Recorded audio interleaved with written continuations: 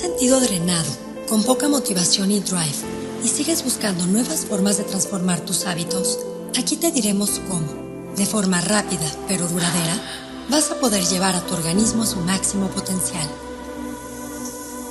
Bienvenidos a Ceci Hacks. Soy Ceci de los Ríos, Master Coach en Ciencia del Bienestar, biohacker apasionada y dedicada a ayudar a las personas a descifrar el funcionamiento de su cuerpo y de su mente. En esta primera temporada estaremos hablando de energía, sexualidad, longevidad, nutrición celular, óptimo rendimiento deportivo, ciencia, tecnología y sabiduría ancestral, biohacking, neurohacking y mucho más. Vamos a hackear tu vida para darle un upgrade a tu energía vital. Vamos a cerrar con broche de oro esta primera temporada de Ceci Hacks. El día de hoy te voy a compartir un tema que no solo tiene implicaciones a tu vida diaria, también abre una conversación sobre el futuro de la humanidad. Sin duda, la revolución científica más importante para el conocimiento del Homo sapiens. A menos de 20 años de haberse consolidado el proyecto del genoma humano, hoy se puede tener un escáner de la identidad individual al poder analizar la información contenida en cada célula para obtener la huella genética de la persona. Con este mapa bioindividualizado, hoy tenemos una visión puesta en una salud preventiva, precisa y personalizada, donde por medio de un análisis genético puedes conocer qué te hace único y qué necesitas para lograr una salud óptima, vivir muchos años en excelentes condiciones y sacar el máximo provecho de tus capacidades. Pero con esta nueva era de medicina genómica, también surge la discusión bioética sobre el futuro de la humanidad, sobre el potencial de crear una raza superior con modificaciones particulares, pero con posibles consecuencias dañinas para futuras generaciones. También nace la reflexión de si estaremos jugando a ser dioses capaces de crear vida o si tenemos en nuestras manos el don de revertir enfermedades que han mermado a la sociedad. Con la biotecnología también emerge el desarrollo de nuevos productos capaces de integrar información para ayudarnos a tomar decisiones precisas en pro de nuestro bienestar. Como por ejemplo refrigeradores que obtienen tu información genética y te dan un menú de acuerdo a tus necesidades. O un WC que manda la información de tu orina para determinar cómo está el estado de tu salud y tomar decisiones preventivas ese día. Pero vamos a escuchar todos estos avances científicos del Dr. Javier Soberón, uno de los científicos más reconocidos de nuestro país. Ha sido miembro de la Junta de Gobierno de la UNAM, director por 2 periodos del Instituto de Medicina Genómica de nuestro país y director del Instituto de Biotecnología, además de haber escrito libros de divulgación científica, decenas de publicaciones de sus investigaciones, conferencias internacionales y bueno, para mí es un gran honor contar con una de las personas que más saben sobre la genética y las implicaciones de esto a nuestro cuerpo. Muchas gracias por invitarme, Ceci. Javier, te he escuchado muchas veces comentarnos que tú analizaste todo el ADN y que hoy en día eso que llevaba antes mucho tiempo, pues se hace en unas cuantas horas. ¿Qué me ha implicado para ti haber sido el pionero en este tema en nuestro país? Pues es interesante que me preguntes eso porque como que cuando lo hice por primera vez, estaba haciendo mi tesis de licenciatura, esto fue hace 40 años, no se me hizo la gran cosa. Era lo que tocaba hacer, ¿no? Y había que secuenciar mi pedacito de DNA del experimento que estaba haciendo. Pero bueno, yo sí sabía que nadie lo había hecho antes en el país, ¿no? Era una nueva metodología que llegaba con mi tutor de mi tesis de licenciatura, el doctor Francisco Bolívar. Ahora lo veo pues con mucho gusto, me da mucho gusto haber sido el primer científico, que en aquel era un estudiante, que secuenció DNA. Porque la secuencia del DNA o el obtener el orden que tienen las bases, las letras genéticas en nuestras células o las de cualquier ser vivo, es la tecnología básica de toda la revolución biológica que estamos viviendo en el siglo XXI. Y digamos que 20 años antes era una cosa artesanal que a mí me tomó leer 300 letras, me tomó 3 meses, y hoy día se leen 300 millones de letras en una hora, ¿no? O sea, es totalmente una revolución. Y el costo, que también me has contado que ha cambiado drásticamente. Ah, sí, totalmente. No hay tecnología en la historia de la humanidad que se haya abaratado a la velocidad que la secuenciación del ADN. Es más de 1 millón de veces desde que terminaron de hacer el genoma humano y como unos 100 millones de veces desde que yo secuenciaba a manita en mi época pionera. Y eso se debe a que ya muchas personas quieren conocer su genética. Claro, es la economía de escala. Quienes desarrollaron estas tecnologías apostaron a eso y se hizo una inversión enorme de miles de millones de dólares para desarrollar la tecnología a sabiendas de que después iba a ser algo que se utilizaba muchísimo. Hoy día la secuenciación del ADN se usa para muchísimas cosas, además de la salud, ¿no? Y del conocimiento biológico per se.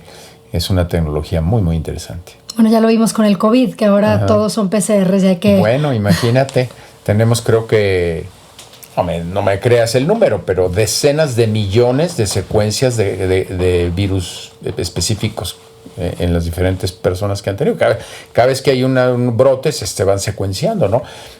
Secuenciar ese virus hace 30 años hubiera tomado meses de un laboratorio, uno de ellos. Hoy tenemos millones en las bases de datos. Independientemente de esto, ¿qué implicaciones tiene para nuestra salud conocer nuestra genética? ¿Hasta dónde ha llegado la ciencia para podernos decir, gracias a esto, tienes estos beneficios? Ya, pues a ver, el tema es una combinación, yo creo que de dos cosas. En primer lugar, que la clave del mensaje de la vida sí está escrito en el ADN.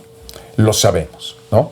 En tu genoma personal, en las letras genéticas que están en cada una de tus células, está codificado tu aspecto físico, por ejemplo. Eso lo puedes ver fácilmente con los gemelos idénticos. Tienden a ser parecidísimos. Entonces, la genética guarda una clave de toda la función biológica. Eso lo sabemos. La cuestión es que es muy complejo. No podemos asignar este pedacito de DNA o este gen a esta característica más que en muy pocos casos. Son casos muy interesantes, pero son muy pocos. La mayor parte de lo que somos como seres biológicos está codificado por muchos genes que interactúan entre sí y que además interactúan con el ambiente y con nuestro estilo de vida y con nuestra historia natural, digamos, lo cual pues hace que el descifrar ese mensaje sea muy complicado. Pero lo que hoy tenemos es la capacidad de leer ese mensaje y empezamos a tener pues información muy voluminosa sobre su significado. Entonces muchas cosas ya las podemos decir, otras estamos tratando de descifrarlas.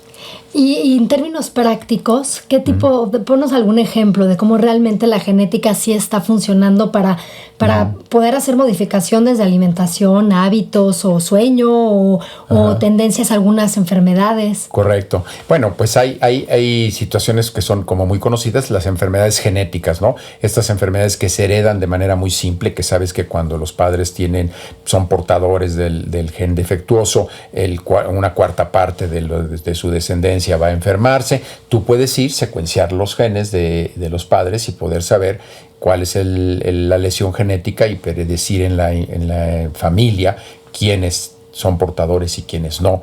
Lo puedes hacer de manera súper precisa, ¿no? Pero en otros casos, yo diría más interesante, tú puedes saber si te va a hacer daño un cierto medicamento.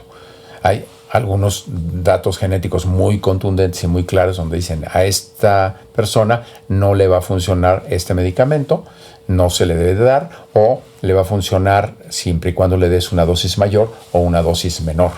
Eso es la farmacogenómica. Esa ya es muy interesante su posibilidad de aplicación y está siendo cada vez mayor. Y en otros ambientes que son para la gran mayoría de la gente, la propensión a ciertas enfermedades se está desarrollando mucho. Por ejemplo, ahora pueden leerte las variantes de decenas de genes y por medio de una cierta suerte de ecuación, ¿no?, que relaciona los impactos de esos genes, poder decir si tienes mayor propensión a la diabetes, mayor propensión a la enfermedad cardiovascular, al infarto, por ejemplo. Y luego juntas eso con tu estilo de vida. Entonces dices, mi parte genética es esto y tengo una predicción de mi propensión genética. Le sumo mi estilo de vida, si tengo sobrepeso, si tengo cierto problema en mi costumbre alimenticia, y puedo ver algunos marcadores de mi sangre y saco una predicción muy buena. Pero aumenta el riesgo, por supuesto. Totalmente, y puedes saber si tú tienes un riesgo 10 o 20 veces mayor que otras personas, ¿no? Para el cáncer de mama es otro ejemplo muy, muy contemporáneo, ¿no? ¿Cuál es ese gen Uno que se llama BRCA, Okay. o BRCA, BRCA1, BRCA2. Hay varios más, pero estos son los más famosos, que aumentan la probabilidad de tener, o sea, te predisponen por lo menos unas 8 veces más que la persona que no lo tiene. Y esa multiplicar por 8 la probabilidad de tener cáncer de mama lo lleva a un nivel muy alto, que hace que algunas personas tomen la decisión de hacer una mastectomía bilateral radical, ¿no? Antes de enfermarse, para no llegar a esa situación. Y también quitarse los ovarios, que es un cáncer todavía más agresivo y que también está correlacionado con este gen BRCA. Estas son predicciones genéticas muy, muy certeras, muy confiables. Wow, entonces sí estás dando mucho impacto realmente en la vida de las personas, y podemos saber cuál es la predisposición, y si hacen esos cambios, pues pueden ser enfermedades mortales. Correcto. O sea, yo pienso que la información genética individualizada va a ser algo prácticamente universal en menos de 20 años. O sea, todo mundo vamos a querer tener nuestra información genética, y como ya lo decías en la introducción, esto implica decisiones que tienen una carga ética muy, muy fuerte, ¿eh? Porque no todo el mundo quiere saber. Claro, y menos si te van a decir que tienes este gen, por supuesto, y claro, prefiero no saber, pero por otra parte, el riesgo pues puede ser muy grave. Entonces, es toda una disyuntiva. Ahora, en términos de cómo se encienden los genes, porque no solamente es que los tengas, porque eso es muy importante, la persona se puede espantar diciendo, wow, o sea, esto es mi herencia, puedo llegar a tener esto, pero el valor que tiene los hábitos de vida y todo el entorno, todo tu medio ambiente, para que se enciendan, pues es importante. ¿Cómo funciona? Porque yo veo que muchas personas, hasta y voy a sonar muy radical, pero he visto que hay personas que dicen, es que vamos a hacer esta terapia de emocional, o esta terapia, pues no sé, más espiritual, para que se cambie epigenéticamente toda tu composición. Ajá. Entonces, háblanos más científicamente, ¿hasta dónde realmente podemos encender y apagar los genes, y qué es lo que el tiempo que puede llevar a hacerlo? Sí, a ver, claramente hay una verdad, hay un concepto muy útil y muy importante en esta percepción o este mensaje que tienen algunos de los que hablan de que no te sientas víctima de tus genes, porque tú puedes trabajar con ellos, o tú puedes sobreponerte a una predisposición genética, ¿no? Yo vuelvo al mismo. Desde el punto de vista científico, hay ciertas lesiones o ciertas modificaciones en el ADN que tienen un impacto bárbaro, y que es imposible que con ningún sistema, digamos, como los que mencionaste, y ni siquiera con los de la medicina, se pueda revertir. Simplemente hay enfermedades genéticas que son absolutamente incurables, y no hay manera, nunca se ha documentado que nadie se cure de esa enfermedad genética. Pero son afortunadamente las que afectan a la menor parte de la gente. La mayor parte de las personas nos afectan enfermedades en donde sí tenemos mucho que ver, y en donde nosotros sí podemos alterar esa predisposición genética con buenos hábitos, y los mecanismos por los cuales esos buenos hábitos influyen a la genética es lo que llamamos la epigenética, que es que tú puedes hacer que esos genes, digamos, poco favorables, se mantengan bajo control con una buena dieta, con un buen hábito de ejercicio, con unos buenos hábitos de meditación o de hábitos de dormir adecuadamente, etc. Y es que nosotros estamos conectando nuestra parte anímica y nuestra parte, digamos, espiritual con la parte biológica, de maneras que están muy bien documentadas. O sea, eso es un hecho que ocurre. Sí, estamos hablando de vías bioquímicas en relación a cortisol, que pueda reducir tu sistema nervioso, por lo tanto,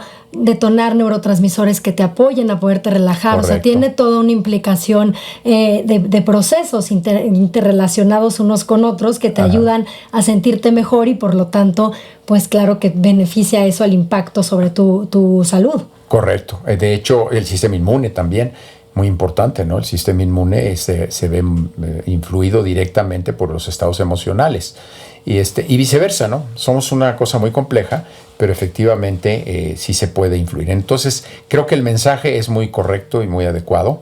En algunos casos funciona de manera más o menos predecible y se puede, y en otros es más misterioso, ¿no? No siempre podemos decir, tú tienes esta enfermedad, pues con que medites media hora diaria te vas a curar, ¿no?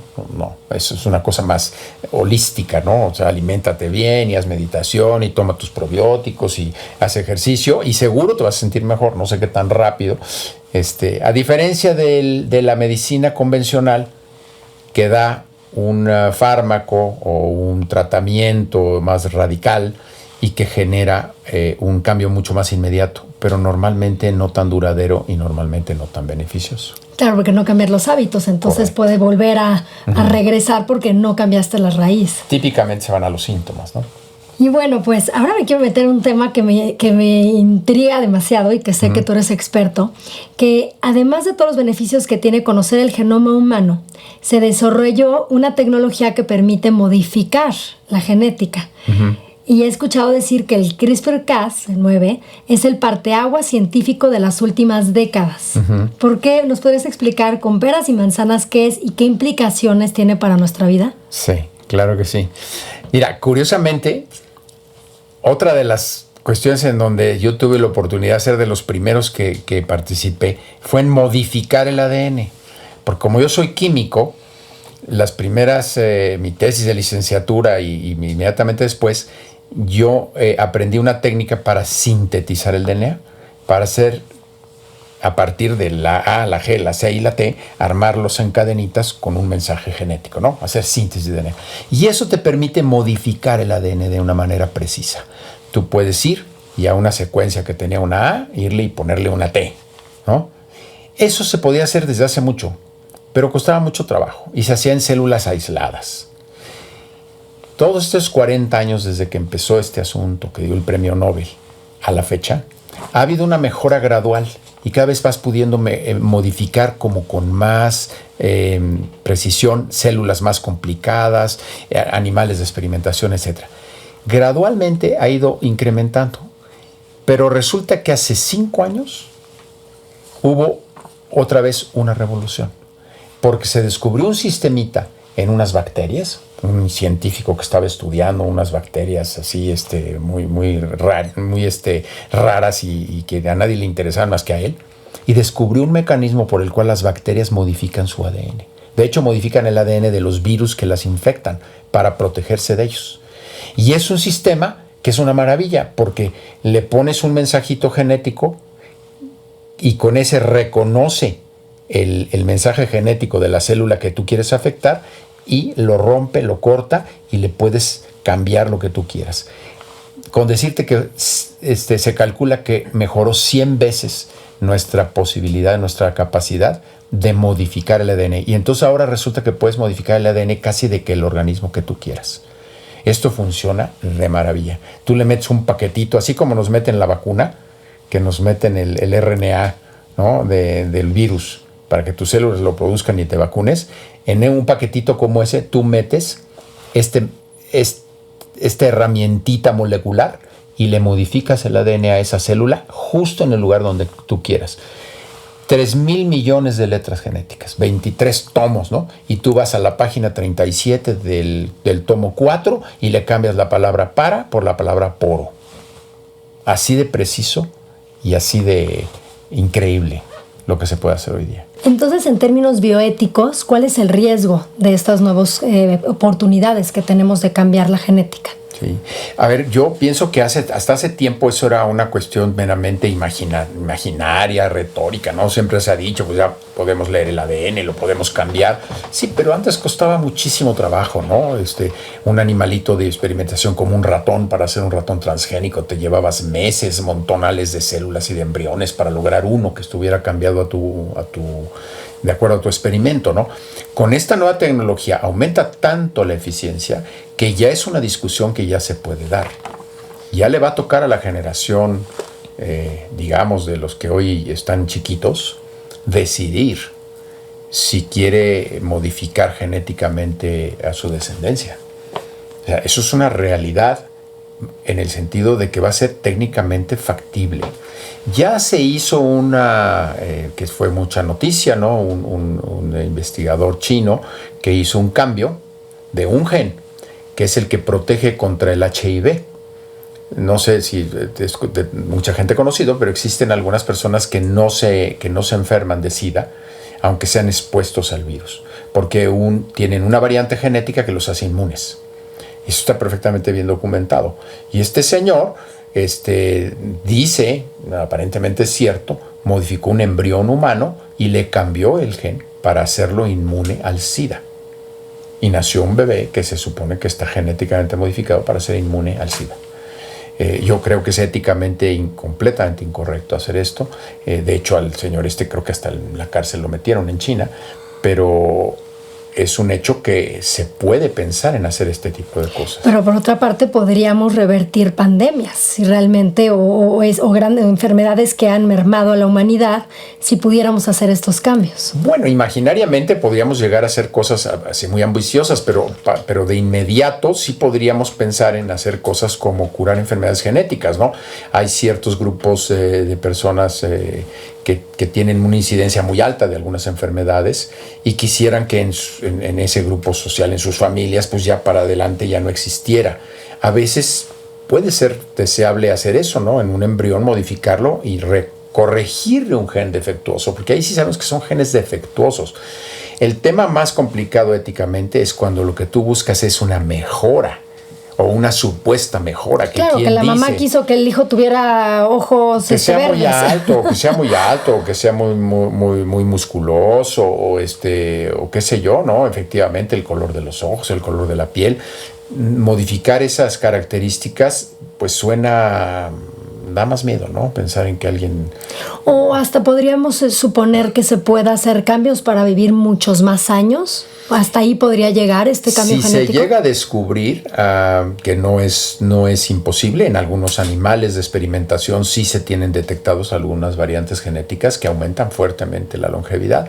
Es posible que se pudiera descubrir también en el humano y sí, potencialmente se podría hacer modificaciones que aumentaran la esperanza de vida, ¿no? La programación genética de la vida en los humanos. Es posible pensarlo, claro que sí. Y desde los laboratorios científicos, porque parte de lo que nos estás diciendo, pues puede salir de laboratorios científicos, pero también sabemos que hay gente que está haciendo experimentación personal casera y que está haciendo estos cambios a su genética con riesgos, porque se han muerto personas.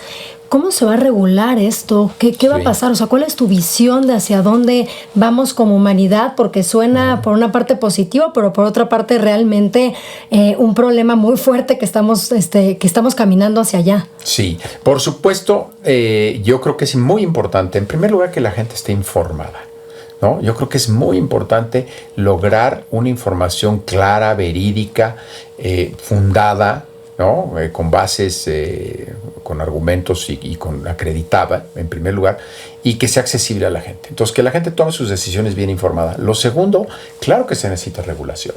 Por supuesto que es importante legislar en el sentido de quién es el dueño de la información, quién tiene derecho a saberla, ¿no? Tú tienes derecho a saber la información genética de tus hijos, en qué términos. Si no tienes una capacitación, vas a sobreinterpretarla. ¿Quién te va a ayudar a interpretar qué significan esas predicciones genéticas? Es un tema muy complejo.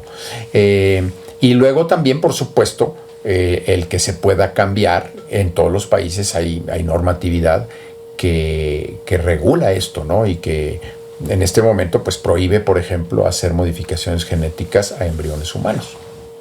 Pues en este momento eso está proscrito en los países, digamos, de los que uno conoce, ¿no? Los países democráticos, pues eso no se puede hacer. Pero una cosa es que tú lo prohíbas y otra cosa es que no lo puedan hacer. Y sí hay esta corriente bastante interesante de seguir de grupos de personas que pretenden hacer las modificaciones genéticas en laboratorios caseros y pueden conseguir los kits, pues porque se venden comercialmente kits para hacer estas cosas complejas. Un CRISPR-Cas, pues tú puedes ir a la tienda, como quien dice, y comprar tu kit de CRISPR-Cas y cambiar células. Si sabes cultivarlas y eso, pues lo podrías hacer teóricamente en un laboratorio casero. No es una cuestión que sea tan... No necesitas equipamientos muy sofisticados y esto hace que algunas personas se estén animando a querer hacer eso en casa. Creo que es una pésima idea. Creo que no tienen una persona que no tiene la preparación, el equipo y la gente a su alrededor para planear bien un experimento, está arriesgándose muchísimo. Introducirse una célula modificada caseramente me parece peligrosísimo. ¿Qué riesgos podría tener? O sea, bueno, pues que esa célula pues, se haga cancerosa, que efectivamente la modificación que era la intención tiene otras consecuencias que no se pusieron a pensar, ¿no? Y entonces te enfermas peor al poco tiempo, ¿no? O sea, eso no lo deberían de hacer las personas en lo individual. ¿Y qué hay de estas pruebas genéticas prenatales para saber si el bebito, si el embrión, más bien, tiene la predisposición a tener una enfermedad? Y de ahí nace la disyuntiva de los padres de, pues, si siguen con esa vida o no. Sí. Entonces, también, porque ahí dices, bueno, hay ciertas enfermedades que sí se aceptan, pero otras enfermedades que no, pues, ¿cómo decides la vida de un ser humano? Sí, a ver, yo tengo ahí una posición, una reflexión que me parece, pues, muy, muy sencilla, muy clara, ¿no? de seguir. En primer lugar, uno puede tomar el ADN de un embrión antes de los 3 meses y ver todo su genoma completo. Entre más entendemos, más podemos hacer una predicción de cuáles van a ser las características biológicas de esa persona. Y puede entonces tomar la decisión de si quiere continuar o no con ese embarazo, porque le guste o no esas características. La legislación en la mayor parte de los países, por motivos completamente diferentes, ha establecido que las mujeres tienen el derecho a decidir sobre continuar o no un embarazo. Esto es empoderar a la mujer, y eso es una cosa que está presente en todos los gobiernos progresistas del mundo, todas las sociedades progresistas del mundo. Pero resulta que entonces no puedes preguntarle a una mujer por qué quiere terminar el embarazo. No tienes derecho a preguntárselo. ¿Por qué? Porque no quiere. Porque es un derecho de la mujer. De manera que las razones por las que lo haga ya no están en cuestionamiento en nuestra legislación actual. Podría terminarlo, no por razones de que fue una violación o por otras razones que nos han parecido legítimas a la sociedad actual. Podría hacerlo porque no va a ser güero. Entonces puede conocer toda su genética y a partir de ahí tomar la decisión de si quiere tener ese bebé o no. Técnicamente hoy eso ya se puede. Es muy costoso, no hay quien lo haga fácilmente, que vaya a extraer, porque tienes que sacar células del feto, que es una técnica invasiva. Pero en estricto sentido lo puedes hacer. ¿Y podrías modificar con CRISPR-Cas actualmente un embrión? Eso tiene que hacerse a nivel de un embrión antes de la implantación. Okay. Antes de la implantación, porque tiene que ser cuando son muy poquitas células y modificas una de ellas y la vuelves a introducir a ese embrión. Que es teóricamente lo que hizo este señor, el investigador chino, en este caso tan sonado de hace unos 3-4 años. Sí, de lo del SIDA que comentabas, del VIH. Ese. Y bueno, y entonces, ¿hacia dónde vamos? O sea, ¿qué es lo que te imaginas que puede tener como visión? Más allá de ponerle una carga, si es positivo o negativo, algún juicio de valor. ¿Hacia dónde vamos como humanidad con todos estos conocimientos genéticos? Yo creo que a lo que vamos es claramente a una revolución. Estamos viendo los inicios de esa revolución. Creo que se va a transformar la medicina de manera muy dramática. No hemos hablado de otros aspectos, de la convergencia tecnológica que está ocurriendo, que está dada por el hecho de que todos tenemos dispositivos portátiles poderosísimos que traemos con nosotros y que nos van a permitir registrar nuestro estilo de vida sin que ni siquiera hagamos un esfuerzo. Podemos saber cuántos pasos dimos en el día, podemos saber nuestra frecuencia cardíaca, vamos a poder hacernos un electrocardiograma cada 10 minutos y nuestro deseo es hacer una cosa del corazón. Sí, trayendo una banda. Podemos traer un sensor de insulina, de azúcar, o de otros analitos cualesquiera de la sangre, un sensor pues muy poco invasivo, implantado, que está mandando señales a nuestro teléfono celular y lo sube a la nube y tenemos una cantidad de información, o lo que tú mencionabas, que en el baño te analice periódicamente la orina o las heces, que cada X te saques una gotita de sangre y se manda a analizar. Entonces tú puedes tener una gran cantidad de datos que antes nadie tenía para generar sistemas de inteligencia artificial, de aprendizaje de máquinas súper poderosos que hacen predicciones completamente inimaginables hace 5 años, ¿no? Y esto va a revolucionar totalmente la medicina, la va a convertir en una cosa más personalizada. ¿Cuánto va a tardar esto? Pues una generación, porque también tienes que formar a todo el nuevo personal. El personal médico del futuro va a ser completamente diferente del actual. O sea, el diagnóstico va a salir de sistemas expertos. Lo importante es cómo te comunica ese diagnóstico, la impresión clínica, una interacción humana. Vamos a regresar a la interacción humana, esa es la predicción que yo haría. El profesional de la salud va a ser experto en interactuar con personas, generar confianza con esas personas, generar una relación de mejora, ¿no? de curación, una relación curativa a nivel humano, porque lo técnico lo van a hacer las máquinas y la inteligencia artificial y otras cosas. Es lo que yo veo. Sí, porque ya hay muchísimos gadgets y apps y una bola de cosas que puedes conocer. Todo lo que dijiste, pues ya se puede hacer actualmente. Ahora, creo que lo que implica el reto es la integración de esos datos y el para qué se van a usar, cuál en función de esta prevención de salud. Porque hoy en día podemos tener mucha de nuestra información, pero ¿quién te la integra? ¿Quién te dice en pro de qué? ¿Para qué te va a funcionar conocer tus patrones de sueño, tus ondas del cerebro, cómo está la acidez o no acidez de tu orina? O sea, toda esta información ya la tenemos. Por supuesto, yo creo que esa es la tarea estimulante, la tarea más bonita, es trabajar para entender mejor todas estas señales, poderlas integrar y convertirlas en recomendaciones que les sean útiles a las personas, ¿no? Por otro lado, es seguir lidiando siempre con el abuso y con el mal uso, para pues, tratar de prever que esto no dañe a la gente, que siempre sea en su mejora. Pero los seres humanos tenemos esta fea costumbre de hacernos daño con lo que inventamos, ¿no? Las cosas poderosas, las herramientas poderosas, con frecuencia las usamos en daño personal, incluso que nos infligimos nosotros mismos y a los demás, ¿no? Entonces eso siempre va a existir. Tratar de evitarlo con información, con buena educación y con legislación adecuada. Dentro de estos interesantísimos temas que forman parte de los CECI Hacks, hay uno que me intriga mucho: el sueño. ¿Por qué, si debería ser algo natural, un gran porcentaje de las personas tienen problemas para relajarse y dormir profundo? Hoy se sabe que para lograr un rendimiento físico y mental, levantarte con energía al día siguiente y tener mayor longevidad, la clave es dormir bien. Pero pocos lo logran. Con este objetivo, un equipo de neurocientíficos liderado por Franco Canseco desarrolló la banda neutónica, la mejor tecnología que ajusta las ondas de tu cerebro para lograr el estado ideal para dormir. Con el fin de crear las condiciones adecuadas antes de acostarte y entrenar a tu mente a dormir profundo, coloca la banda alrededor de los ojos y cabeza y en menos de 18 minutos podrás relajarte sin más preocupaciones. Porque el sueño natural es el mejor. Compra tu banda neutónica con un descuento especial en la página www.bandaneutonica.com con el código WELL360.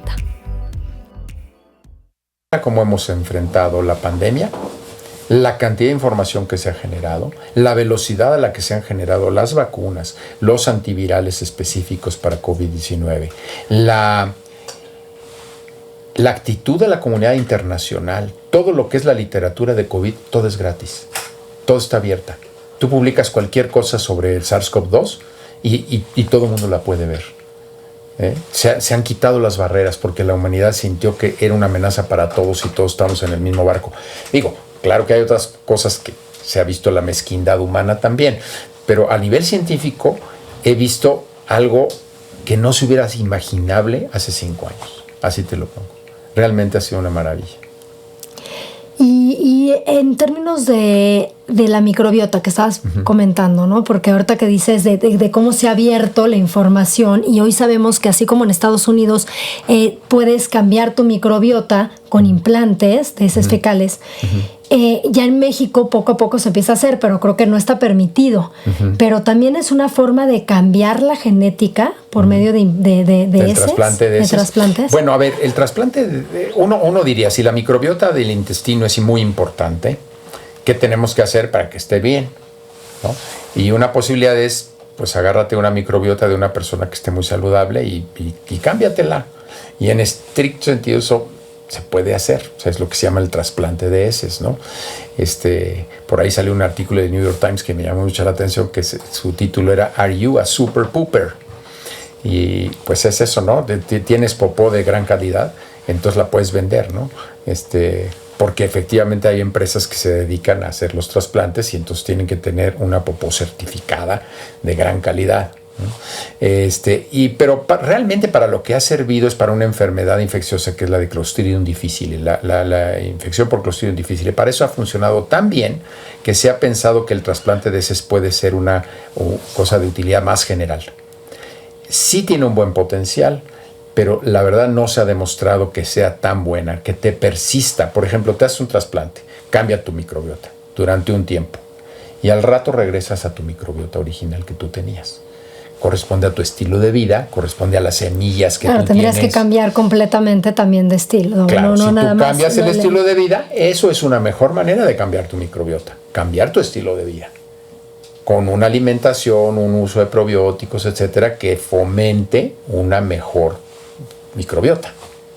El trasplante, pues sería como una píldora, ¿no? Que te echaras un chocho que te cambia algo, pero temporalmente, y luego pues reviertes a lo que podías haber tenido antes. Trabajar con la microbiota es complicado, pero pues al mismo tiempo muy promisorio, ¿no? Uno sabe que es muy importante y es complicado porque es muy compleja. Entonces lo que tiene sí impacta tu microbiota, cambia genéticamente, pero el ADN de los microorganismos pudiera ser, o no, nada más cambia la composición. No, pues básicamente cambia la composición. Desde luego sí hay manera de cambiar el ADN de los microorganismos también. Puedes usar fagos, puedes usar CRISPR-Cas para cambiar el DNA de tu microbiota. ¿Sí? Tú puedes dirigir un CRISPR-Cas a cambiar alguno de los genes de alguna de las bacterias que están adentro de tu intestino. Pero lo típico es que lo que tú cambias es la composición, ¿no? Sustituyes a las células que había por otras nuevas, diferentes que estaban en el trasplante, y esas son las que proliferan en lo sucesivo durante un tiempo, ¿no? No creo que en este momento sea, digamos, el cambio genético a las bacterias de la microbiota va a ir por el lado de esto que llamamos los fagos, o sea, los bacteriófagos o los virus de las bacterias. Tú puedes dar un virus específico y eliminas a las bacterias negativas que están en tu microbiota, por ejemplo, selectivamente. No es como un antibiótico que mata a todo mundo. Sí, que esa es otra de las cosas que genera mucha controversia, porque vas a tomar virus en lugar de tomar antibióticos, pero tomas virus para que mate bacterias. Así es. ¿Ya está aceptado? Creo que no hay más que la terapia con fagos se hace únicamente, y muy exitosa por cierto, en algunas infecciones de las que son ya que amenazan la vida. Se ha hecho y funciona muy bien, terapia con fagos. No para modificar la microbiota intestinal, sino para curar una enfermedad infecciosa que está fuera de control, que se va a morir la persona, le avientan los fagos y sirve como un antibiótico. Muy bien. Todo apunta que obviamente como humanidad y como toda esta corriente y sobre todo ciencia atrás, queremos vivir muchos años en buenas condiciones. Por eso una y otra se están creando nuevas estrategias y nuevas soluciones. Por último, de los telómeros, ¿qué tanto vamos a poder modificar la vida de las personas a partir de descubrir qué podemos evitar para que se sigan reproduciendo las células y por lo tanto que los telómeros se acorten? Sí. A ver, esta cuestión de los telómeros es muy interesante porque sabemos que la edad de las células se miden internamente por la longitud de estos que llaman los telómeros, ¿no? Que son los finales de los cromosomas, ¿no?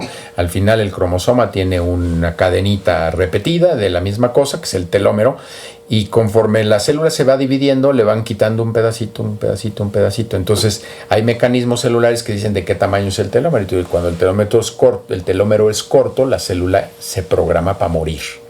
Entonces es una muerte programada. ¿Cuál es el potencial de trabajar con los telómeros? Es decir, que ya no esté programada la muerte, ¿no? Que la célula siga y siga y siga, porque tú le mantienes sus telómeros largos. Eso sí tiene cierto sentido biológico y en algunos animales se ha visto que cuando tú modificas la telomerasa, logras que el animal viva más. Entonces es un hecho que sí se puede. También hay que tomar en cuenta que tú envejeces no nada más porque los telómeros, eso nada más es la etiqueta que dice que estás vieja, pero la realidad es que estás vieja, ¿no? O sea, la realidad es que esas células ya llevan un chorro de tiempo con oxidantes y ya copiaron el DNA muchas veces y ya se pudo haber lesionado. Entonces hay un proceso inevitable de degradación del sistema biológico que no hay manera que lo rejuvenezcas. Pero a lo mejor puedes aumentarle 20 años de vida, pues igual y sí.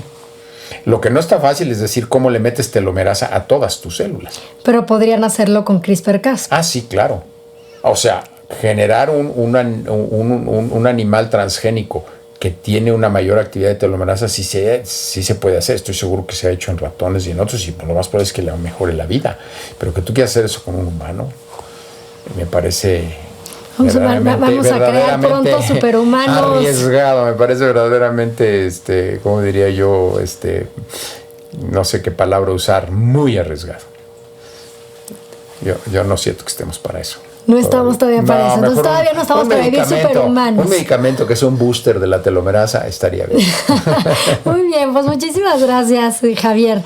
Creo que la ciencia apunta que va a haber cada día más descubrimientos para poder vivir muchos años en condiciones óptimas, pero bueno, pues siempre hay un límite. Así es. A mí me encantaría, me gusta mucho esa frase de decir, vivir joven hasta una edad, morir joven a una edad avanzada. Morir joven a edad avanzada.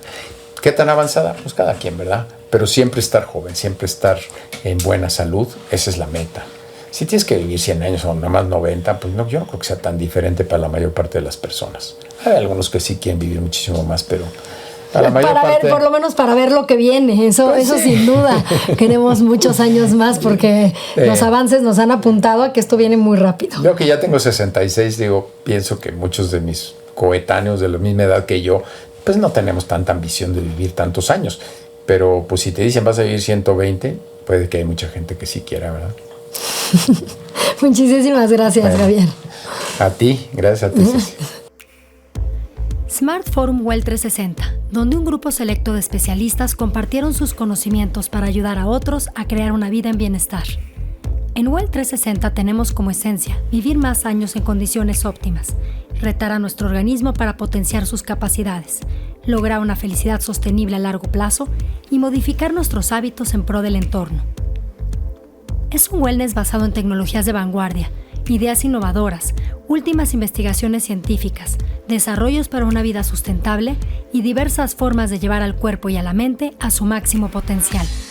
Espera muy pronto la segunda versión del Smart Forum Well 360.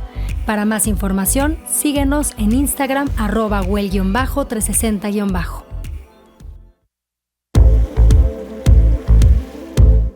Como parte de los protocolos de salud funcional y bienestar integral que llevo a cabo con mis pacientes, es importante hacer ciertos análisis que me permita conocer cuál es su herencia genética, el estado actual de su microbiota y algunos parámetros de medición sobre marcadores bioquímicos. Y con toda esta información, se pueden lograr cambios más precisos y personalizados para optimizar la salud. Después de un tiempo de transformar los hábitos de vida, es importante volver a medir para corroborar que funcionaron correctamente y, de ser necesario, hacer nuevos ajustes. La genética solo se analiza una vez en la vida, no cambia. En el caso de la microbiota, se puede analizar, hacer cambios por 3 meses hasta 6 meses y después volver a hacer el estudio. Como les he comentado, el biohacking busca la optimización de la propia biología para vivir más años en condiciones óptimas, utilizando una serie de técnicas científicas, nutricionales y tecnológicas que amplíen las capacidades físicas, las habilidades neuroemocionales y los niveles de energía. Debido a que los microorganismos de tu cuerpo influyen en la gran mayoría de las funciones, este objetivo se puede lograr en menor tiempo y con resultados sostenibles a largo plazo si tu microbiota está en equilibrio y existe un sano intercambio de información entre tu intestino y tu cerebro.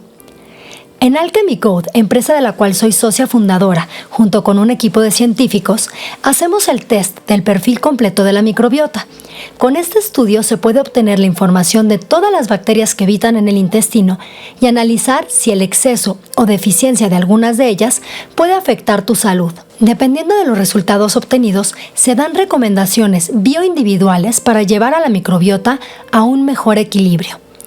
El estudio de microbiota intestinal es muy sencillo, cero invasivo y se puede hacer a partir de una muestra mínima de materia fecal, lo equivalente a un chícharo, la cual se envía a un laboratorio especializado para extraer el material genético de los microorganismos que se quieren analizar y cuando se obtiene la información de la muestra, se integra en sistemas bioinformáticos hipercomplejos que permiten identificar a todas las especies de bacterias intestinales.